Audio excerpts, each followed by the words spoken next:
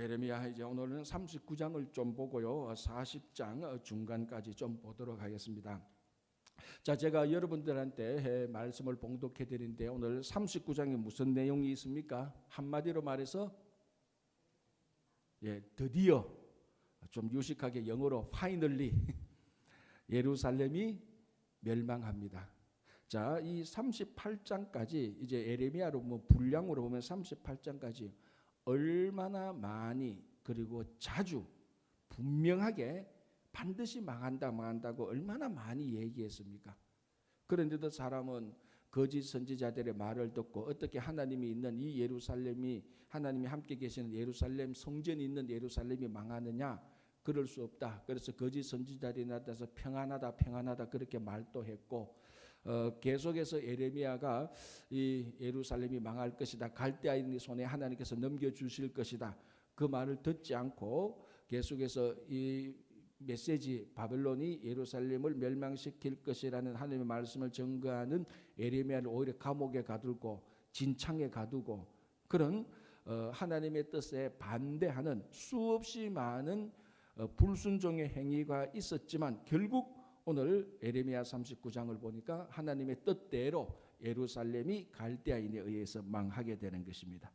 자, 제가 봉독했지만요. 한번 1절 2절만 다시 읽어볼게요. 자, 유다의 시드기야 왕의 제9년 열째 달에 바벨론의 느부갓네살 왕과 그의 모든 군대가 와서 예루살렘을 에워싸고 치더니 아주 간단하게 이제 유다 왕 제9년에 포로 이제 예루살렘을 포위하기 시작했죠. 그리고 시드기야 제11년 시드기야가 왕이 된 지 제11년 넷째 달 9째 날에 성이 함락되니라.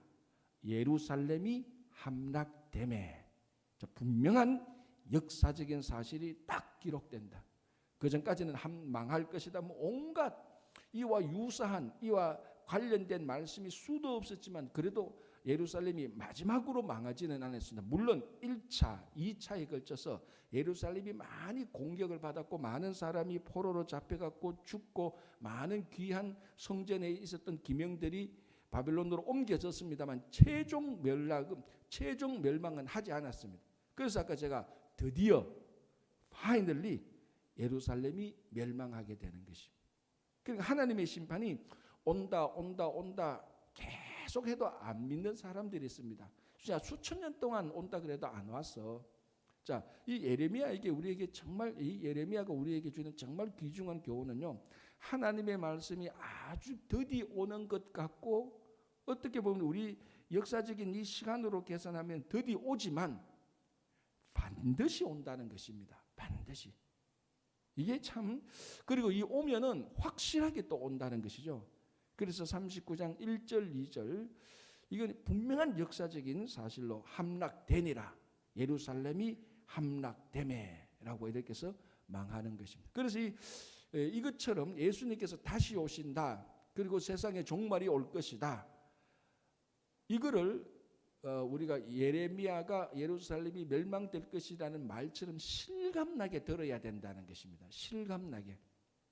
이거 양치기 소년이 늑대 온다 그러게 처음에는 좀 듣지만 나중에 두 번째, 세 번째 늑대 온다 그래도 안 듣잖아요, 사람들이.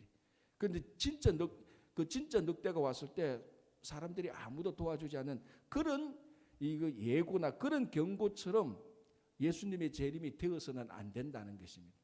예수님께서 오신다는 메시지를 들을 때마다 우리는 반드시 오실 것이다. 그래서 오늘 또 내가 주님께서 오시는 것을 제대로 잘 준비하면서 사느냐?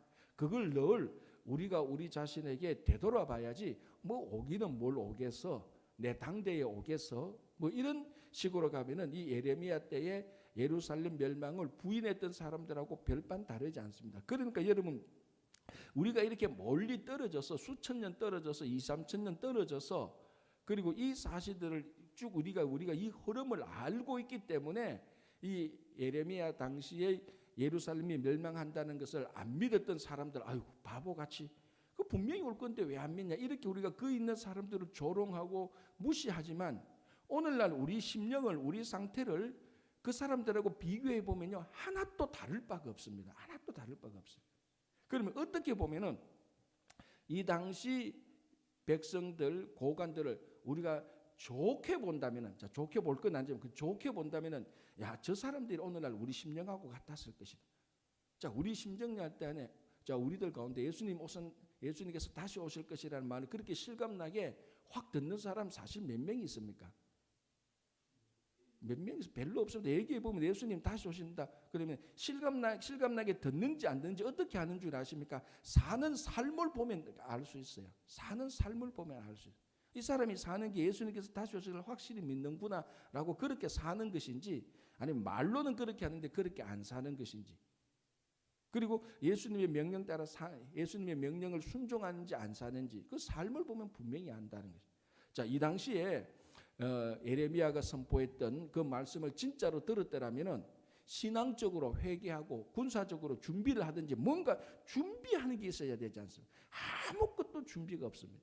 아무 준비도 없이, 자, 오늘 이제 3절, 4절, 5절, 6절 보면 이제 우리가 알 수 있는데, 바빌론이 막 쳐들어오니까 군사적인 준비도 하나도 안 했어요. 자, 이 사람들이 얼마나 웃기는가 하면은 예레미야 말도 안 들었고 거짓 선지자의 말도 제대로 안 들은 것 같아요.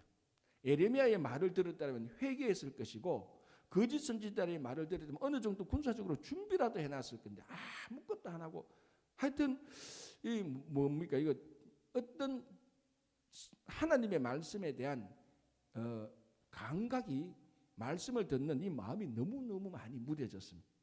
자, 3절 볼게요. 이제 3절에 바빌론, 이제 예루살렘이 함락되니까 바빌론에 이제 그 신하들이 이제 와 들어오는 거죠. 그 군사들의 호위를 받으면서 그래서 3절 보면은 발음하기도 어려운 바빌론 신하들이, 고관들이 나타납니다. 뭐 네르갈 살레셋, 삼갈 네부, 살스김은 찰스김인가? 살스김, 뭐 네르갈 사레셀, 아이고 이거 뭐 몇 번 발음해야 제대로 한번 발음할 수 있는 이런 이제 바벨론의 고관들이 이제 예루살렘 함락됐으니까 폼 잡고 쫙 이제 예루살렘 중문으로 쫙 들어옵니다. 그죠? 자, 4절, 유다의 시드기야 왕과 모든 군사가 그들을 보고, 이제 성도 멸망하고 그 군사들, 장군들이 예루살렘 중문으로 쫙 들어오니까 이제 완전히 기겁한 거죠. 완전히 기겁한 거죠. 그때 진짜 머리끝에서 발끝까지 온몸에 식은땀이 흘렀을 겁니다. 야, 정말 예레미야 말이 맞았네. 정말 맞았네. 우리가 예수님 오실 때 정말 오시네. 그때는 늦었다는 겁니다. 그래서 보십시오. 4절에 유다의 시드기야 왕과 모든 군사입니다. 몇 명이 아니에요. 왕과 모든 군사가 그들을 보고 도망하되, 밤에 왕의 동산길을 따라 두 담 샘문을 통하여 성읍을 벗어나서 아라바로 갔더니, 이제는 그러마 날 살려라. 도망 잘 가는 사람이 이제 최우선입니다. 막 도망가는데, 자, 5절 보십시오. 갈대아인의 군대가 그들을 따라 여리고 평원에서 시드기야를 붙잡습니다. 왕을 여리고 평원에서 시드기야를 붙잡아서 데리고 바벨론 왕 느부갓네살 왕 앞에 딱 데려다 놓습니다. 자, 6절, 바벨론의 왕이 라블라에서 시드기야의 눈 앞에서 그의 아들들을 죽였고, 자, 요 이제 39장 6절 7절이 8절까지 성경에서 가장 비참한, 가장 슬픈 역사적인 장면을 증거하고 있습니다. 왕 앞에서 그의 아들들을 죽였고, 왕이 또 유다의 모든 귀족들을 죽이고, 자, 여기서 왕은 바빌론 왕입니다.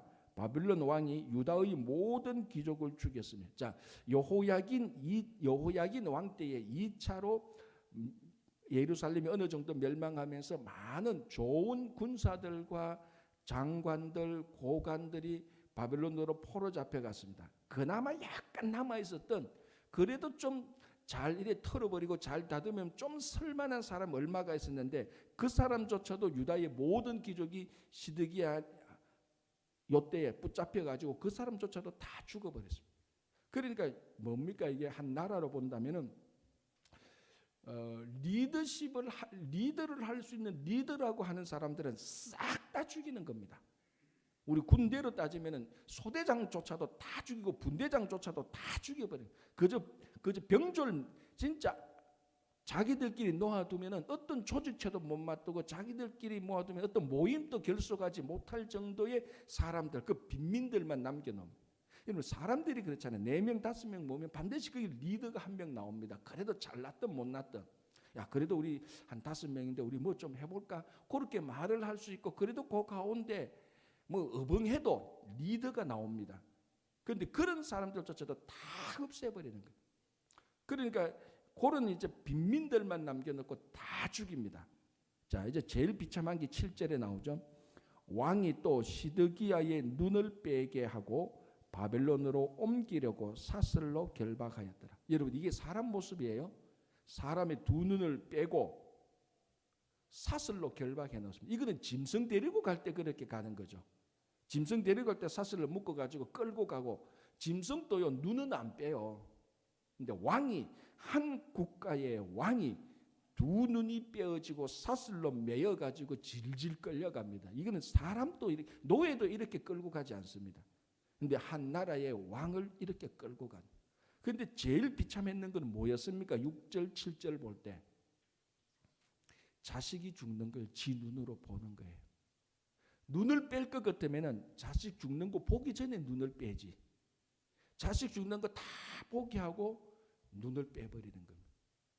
그러니까 심판이 오면은 확실하게 오는 겁니다. 차라리 자식이 죽기 전에 자기가 죽는 게 낫죠, 그죠? 차라리 이렇게 사느니 죽는 게 나아요, 진짜로. 우리가 어제 본 것처럼 이 시드기야 왕이 뭘 두려워했습니까? 자기가 갈대아 사람 바벨론에 붙들려 가면은 갈대아 사람에게 항복했는 사람들이 자기를 조롱할까봐 그게 두려워했지 않습니까? 자존심 상할까봐, 수치 상할까봐. 왕이 붙들려 가면은 거기 같이 이미 왕에게, 바벨론에게 1차 2차로 항복해서 갔던 사람들이, 그 사람들이 왕도 붙들려 오네? 그 조롱 당하기 싫어 가지고 예레미야에게 가서 몇 번이나 상의하고, 야 진짜 하나님이 하신 말씀이 무엇이냐, 그렇게 수차례 그 수치를 안 당하려고 어떻게 마음 졸이고 있었는데, 자기가 생각했던 것 훨씬 이상으로 수치를 당합니다.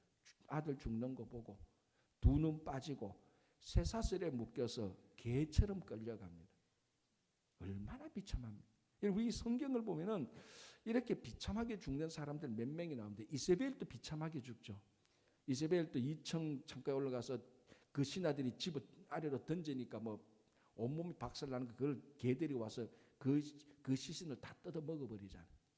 그래서 나중에 몸을 못 찾았다는 그런 그 남은 신체도 못 찾을 만큼 비참하게 죽은 게 이세벨인데, 그 못지않게 이 시드기야 왕도 비참하게 죽습니다. 수치 중에 수치를 당하는 거죠. 자, 8절 다시 볼게요. 갈대아인들이 왕궁과 백성의 집을 불사르며 예루살렘 성벽을 헐었고, 이때 예루살렘 성벽을 헐었기 때문에 지금의 통곡의 벽이 있는 겁니다.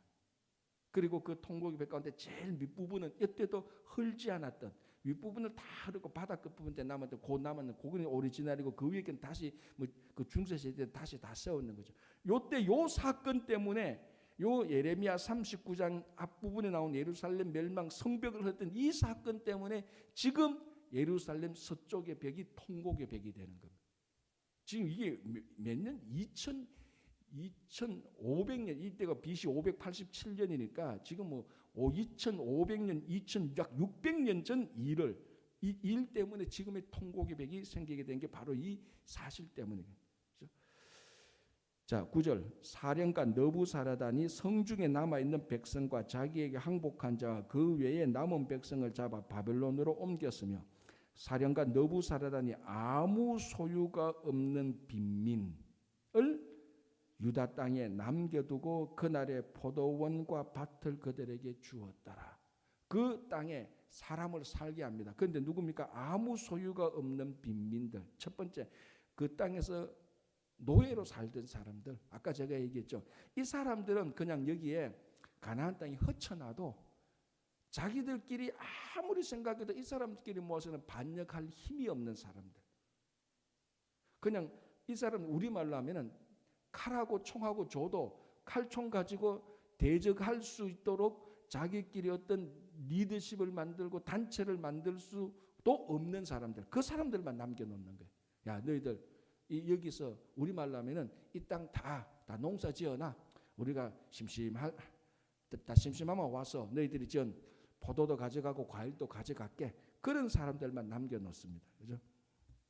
자, 이렇게 해서 39장 1절에서 10절까지 실제적으로 역사적인 예루살렘이 멸망하고 시드기야 왕이 붙들려가고 수없이 많은 사람들이 죽고 포로로 가게 되는, 그래서 예루살렘 성벽도 함락하는 그 역사적인, 참 슬픈 역사적인 사실을 이제 오늘 우리가 이 아침에 본 겁니다. 이제 이게 우리는 이렇게 봤는데 유대인들은 이게 자기 역사에 있어서 1번으로 수치스러운 사건이죠. 1번이 이게 the worst죠. 가장 나쁜 사건. 2번도 아니에요. 1번 가장 나쁜 사건들을 이제 오늘 우리가 이렇게 보게 되는 겁니다. 자, 이때에 그럼 예레미야는 어떻게 되느냐 하는 겁니다. 자, 11절 바벨론의 느부갓네살 왕이 예레미야에 대하여 사령관 느부사라단에게 명령하여 이르되, 여러분 특별하지 않나요? 뭐가 특별합니까? 바벨론의 느부갓네살 왕은 지금 여기서 그 고대 중동 최고 권력자입니다. 그 최고 권력자에게 예레미야 한 사람을 딱 찍어서 말합니다. 자기 밑에 사령관, 총사령관이죠. 군 총사령관 느부사라단에게 말합니다. 예레미야를 언급한. 그러면 이건 뭡니까? 미국 최고의 대통령이 저 한쪽 구석에 있는 그 나라를 점령해서 그 한 신하를 말하는 겁니다. 여러분 이 최고 권력자가 한 사람의 이름을 언급하는 것 자체가 엄청난 일인 것이죠. 그러니까 이 느부갓네살 왕이 뭘 알고 있습니까? 유다의 예레미야라는 사람을 알고 있었다는 거예요. 그래서 아마 이 느부갓네살은 예레미야를 보면서 야, 저 사람이야말로 진짜 선지자가 맞구나. 어쩌면은 예레미야가 바벨론에게 항복하라는 그 말을 듣고 느부갓네살이 좋아했겠습니까? 섬뜩했겠습니까? 어쩌면은 섬뜩했을 수도 있어요. 야, 저 나라에 저런 하나님의 뜻을 진실로 아는 선지자가 있었구나. 야, 저런 선지자들이야말로 내 편으로 만들어야지. 그렇죠. 좋은 리더십은 적군이라도 좋은 인재가 있으면 구슬려 가지고 자기 편으로 만들고 싶은 것이 모든 리더들의 마음이에요. 비록 적이지만은 훌륭한 사람이다. 진짜 저 사람은 예리한 통찰력이 있고 자기들이 믿는 하나님의 선지자가 맞구나라는 것을 알고 있었다는. 그래서 예루살렘이 함락되자마자 느부갓네살 왕이 느부사라단 사령관에게 딱 말해서 야, 예레미야 챙겨봐. 딱 그러는 거예요. 자, 그러면 이 예레미야가 자 바벨론으로 갑니까 안 갑니까? 아까 읽었잖아요. 여기 읽어도 잘 모르죠, 그죠? 이게 뭐 갔는지 안 갔는지 안 갑니다. 바벨론이 이 예레미야가 붙들려 가다가 또 해서 안 가고 유다에 남게 되죠. 그대라에 남게 되는데 결국 마지막에는 또 애굽으로 가서 거기서 죽게 되는 거예요. 이 예레미야 어쨌든 안 가고 남게 되는데, 만약에 예레미야가 바벨론으로 갔다면은 어떻게 됐을까요? 팔자 고치는 거죠. 느부갓네살 왕이 예레미야를 딱 찍어서 야, 그 사람 챙겨봐라고 말을 했는데 예레미야가 오케이, 이제 나 바벨론으로 가겠어. 그러면은 아마 이 느부갓네살 왕의 정책에 의하면 예레미야는 느부갓네살의 그 정부에서 아마 종교성 장관 정도는 되지 않을까요? 뭐 팔자 고치는 거죠. 뭐 앞으로 뭐 탄탄대로입니다. 그런데 이제 우리가 좀 이따 보겠지만 이 예레미야는 바빌론으로 안 갑니다. 유다에 남아 있습니다. 그 빈민들하고 같이 있겠다라고 남아 있는. 자, 어쨌든 12절 그를 데려다가 선대하고 해하지 말며, 선대하라 그럽니다. 잘 대우하라 그러고 절대로 해하지 말고 그가 너에게 말하는 대로 행하라. 자, 예레미야는 포로예요. 포로인데도 왕 정도가 아니죠. 황제 정도죠. 최고의 권력자가 자기 밑에 최고 총사령관에게 그 사람에게 절대로 해하지 말고 선대하고 너는 그 사람이 해달라는 대로 다 해줘라 라고 얘기를 하는 겁니다. 13절 이에 사령관 느부사르단과 내시장 느부사스반과 궁중장관 네르갈살레살과 바벨론 왕의 모든 장관이 사람을 보내어 예레미야를 감옥들에서 데리고 사반의 손자 아이감의 아들 그달에 넘겨서 그를 집으로 데려가게 하며 그가 백성 가운데에 사니라. 자, 우리가 여기서 신앙의 의미를 찾는다면은 지금 예루살렘은 완전히 심판받아서 재앙으로 끝났습니다. 이 가운데 구원받는 하나님의 사람이 있다는 겁니다. 예레미야죠. 자, 그리고 15절에 또 구원받는 사람이 있죠. 누구? 구스 사람 에벳멜렉. 에벳멜렉이 뭡니까? 예레미야가 진창에 빠졌을 때 시드기야 왕에게 가서 이 사람을 살려야 됩니다. 우리 신하들이 예레미야에게 했던 이 일은 너무 악한 일입니다라고 시드기야 왕에게 선과 악을 구분해서 말해줬던 그 에디오피아 이방 사람 에벳멜렉, 이 사람도 구원을 받게 되는 거예요. 그리고 여러분, 우리가 이 역사적인 사건을 보면서 마지막 종말의 사건과 비교해서 생각해 볼 때 믿는 자들에게 심판의 날은 구원의 날입니다. 그렇잖아요? 예수님께서 이 땅에 오실 때 예수님의 재림하고 이 종말은 같은 날입니다. 예수님께서 다시 오실 때, 예수님 이 세상이 다시 종말할 때 믿는 자들은 그때야말로 온전히 구원을 받게 되는 겁니다. 그러니까 진짜로 믿는 자들은 심판의 날을 두려워하지 않죠. 그래서 초대교회의 성도들의 인사가 마라나타, 주 예수여 어서 오시옵소서. 예수님께서 오셔서 우리가 이 땅에 행한 일을 살펴주소서. 마라나타라고 인사했던 거죠.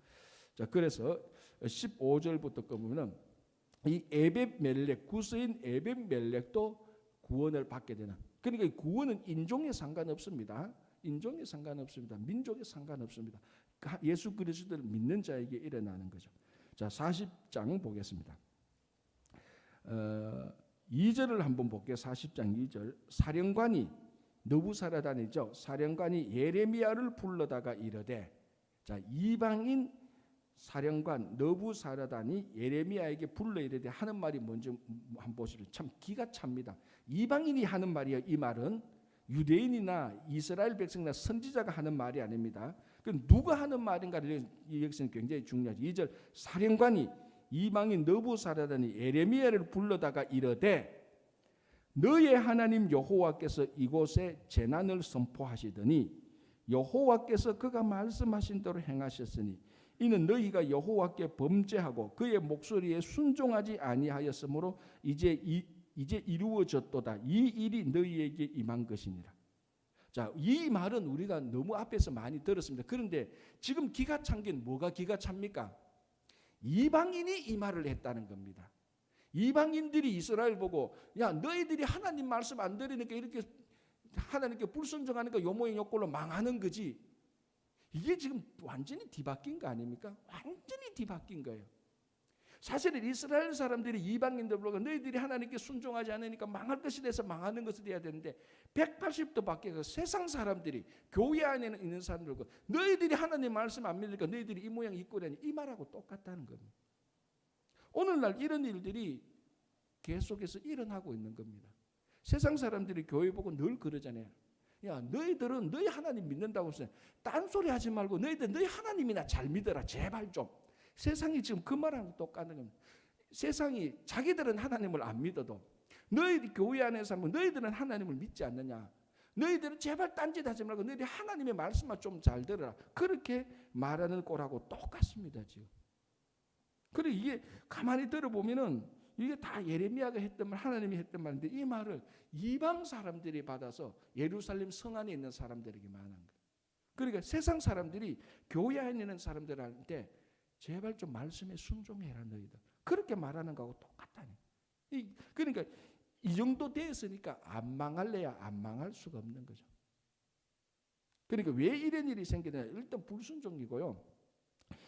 이 시대가 어떻게 흘러가는지 현실도 전혀 감각이 없습니다. 얼마나 폐쇄적인지 몰라요. 이 당시 사람들이. 그죠? 그래서 제가 늘 말하지 않습니까? 우리 신앙인들은 심리적으로 마음에 폐쇄성이 생기는 순간부터 이 신앙은요 뭔가 부패하고 타락하기 시작합니다. 그래서 신앙은 항상 열려 있어야 되고 항상 공적으로 나가야 되는 겁니다. 다른 말로 하면 절대로 신앙이 교회가 비밀 종교화, 비밀 단체화 되면요 그거는 끝나는 거예요. 완전히 끝나는 겁니다. 자기들끼리만 우리끼리만 비밀 단체, 비밀 결속 단체처럼 그러면 당연히 외부로부터 문을 닫게 되는 거죠. 폐쇄적이죠. 그게 다 이단 단체들이 다 그렇잖아요. 이단 단체들은 자기들끼리만 모이고 비밀리에 뭔가 하고 비밀리에 자기들만 진리를 가지고 있는 것 같은데 문을 열어보면은 다 부패하고 타락해. 지금 예루살렘의 그 모양 똑같습니다. 이걸 알았던 예레미야가 계속해서 문을 열고 지금 하나님께서 역사를 이렇게 운행하니까 우리가 지금 바벨론에서 항복하고 현재 우리가 지금 망해야 사는 거다라고 말을 하는. 그죠? 그래서 여러분 예레미야가 진짜로 선포했던 것은 뭡니까? 심판이 아니고 회복입니다. 진짜로 예레미야가 선포했던 것은. 그래서 우리가 예레미야에 대해서 굉장히 오해하고 있는데 사실 그 당시 예루살렘 백성들도 예레미야의 메시지를 100% 오해했죠. 우리는 한 80% 오해하는 것 같아요. 예레미야의 진짜 본질적인 메시지는 뭡니까? 회복을 선포했던 거예요. 회복하기 위해서 너희들이 심판받아야 된다는 겁니다. 목적은 회복이지 심판이 목적이 아니에요.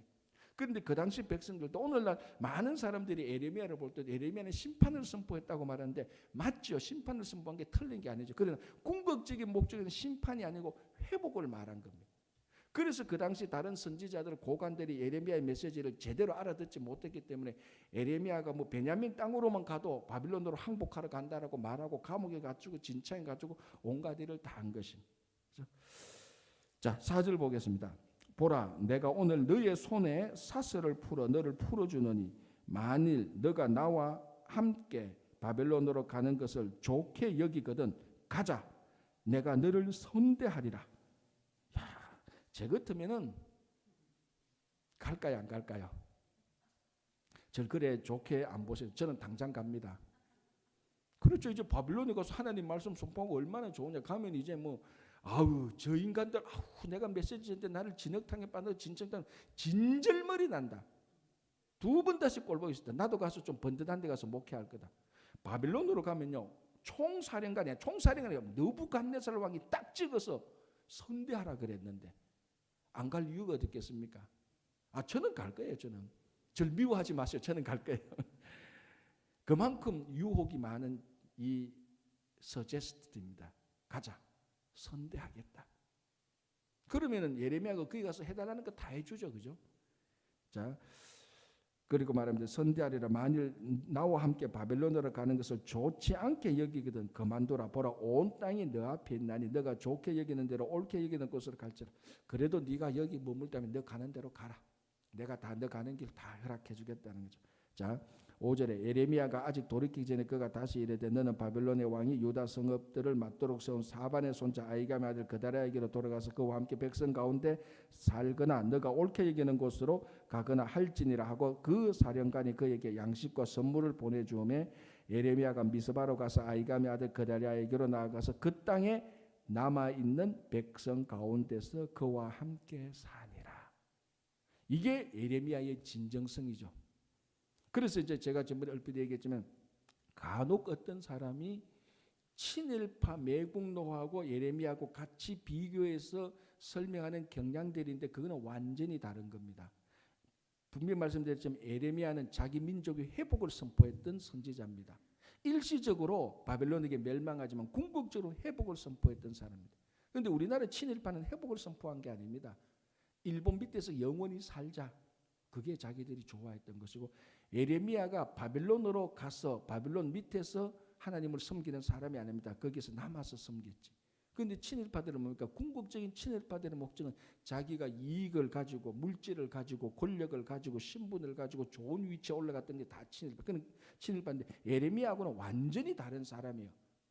그런데 이 예레미야를 제대로 알지 못했던 사람들이 친일파 비슷하게 자 예레미야도 자기 민족을 망하고 바빌론을 항복하라 그랬잖아요. 그 당시 우리나라도 일본에게 항복해야 돼. 그렇게 이상하게 끌고 가는 사람들하고는 완전히 다른 겁니다. 예레미야는 바빌론으로 안 갑니다. 자기의 부와 명예와 권력을 위해서 안 간다는 거예요.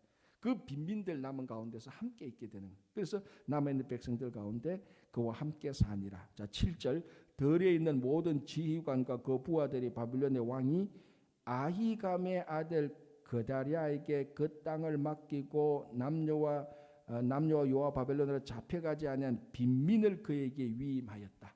그래도 뭔가 그 밭은 그 밭농사는 해야 되고 논농사는 해야 되고 그 농사 지은 거 가지고 그 다 소출물을 그다 가지고 바빌론으로 세금을 내려면 누군가는 또 그걸 또 관할하는 사람이 있어야 되죠. 왜냐하면 빈민들은 자기들끼리 놔두면 농사지어서 세금도 낼 수 있는 사람들이 아니에요. 그래서 누군가는 뭐 그런 일들은 해야 되지 않냐라고 그다랴라는 총독을 세웁니다. 그다랴, 그게 다 허수아비예요. 총독이 뭐 다 허수아비죠. 자, 여러분 그런데 잘 한번 보십시오.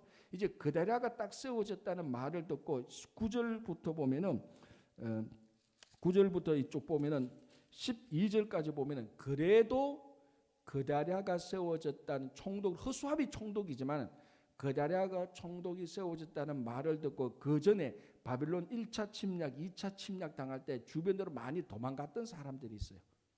그리고 떠돌이 됐던 사람들이 그 소리를 듣고 다시 돌아옵니다. 그리고 자, 잘 보십시오, 여러분. 그래도 허수아비지만 그다랴가 있고 백성이 다시 돌아오고 예레미야가 남아 있습니다. 자, 가장 간단한 질문. 완전히 망했습니까? 안 망했습니까? 완전히 망했는데 불씨가 살아 있어요. 그리고 바빌론으로 포로 잡혀간 사람 가운데 감옥에 오랫동안 남아 있는 한 사람이 있습니다. 누구? 여호야긴. 여호야김의 아들 여호야긴.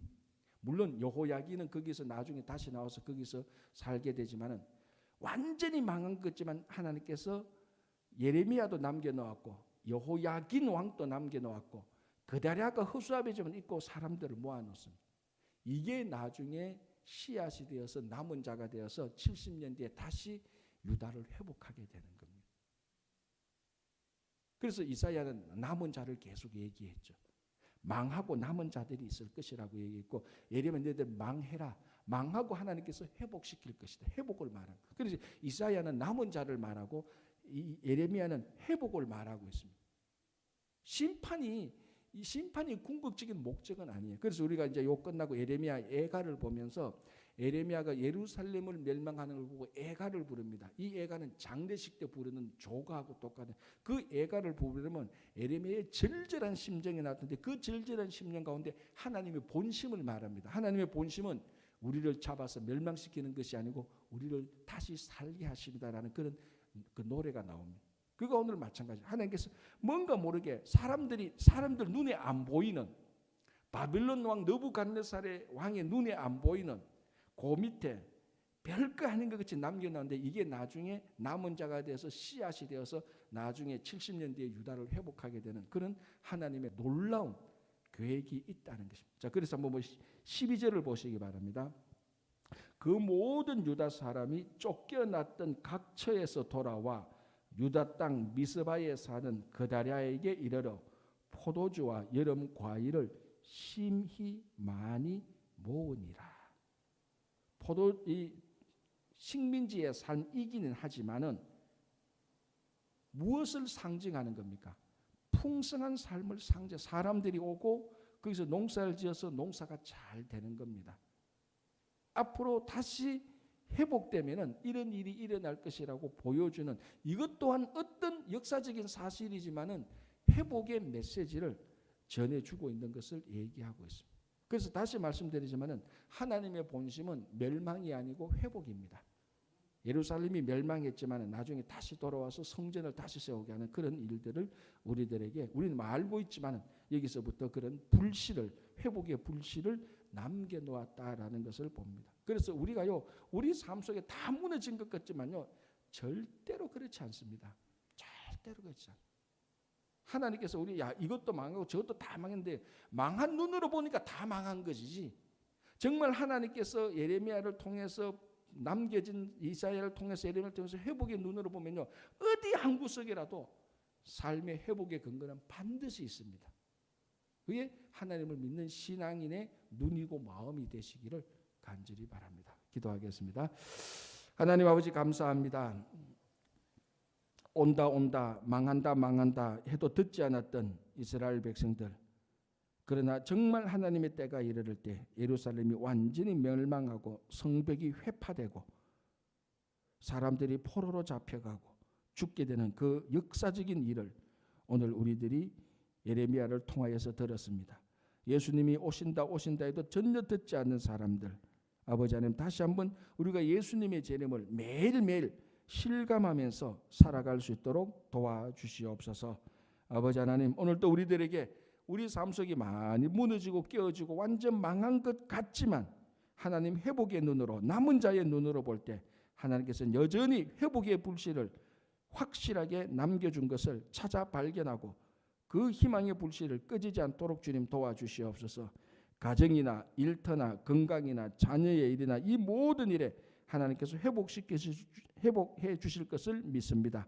특별히 4월 18일 우리 EM 청년부 또 중요한 집회를 가지고자 합니다. 주님께서 역사해 주시고 오신 우리 강사 목사님에게 능력을 주시고 준비하신 우리 청년부에게도 함께하여 주셔서 잘 준비하여서 우리 EM 청장년들이 한 번이라도 같이 모여서 예배드리고 찬양하고 하나님의 말씀을 들으며 이것이 이 땅에 다시 우리 자녀들이 함께 모이게 되는 회복의 불씨가 될 수 있도록 주님 역사해 주시옵소서.